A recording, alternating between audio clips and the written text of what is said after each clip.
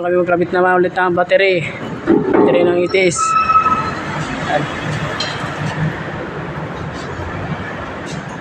Mamanual muna natin, baka andar. Ayan, off muna namin yung breaker. Yung battery na sira, palitan namin. Yung breaker yung breaker, palitan namin yung battery na sira, battery ng itis. Ay, nakapakaling pa na to? Yung mga luma. Saan yung isa mo dyan?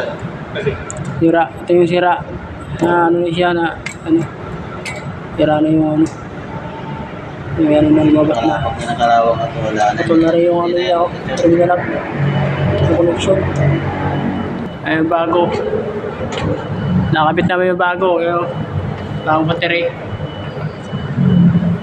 Battery ng itis. Natin, meron na meron na siyang hindi pa naka-on yung breaker. Meron na siyang supply yung natin, i-test natin. Yun ko yung breaker ng i-test supply para sa charger niya.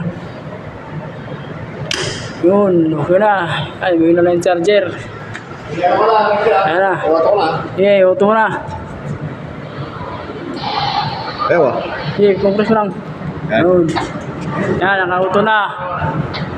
Okay na.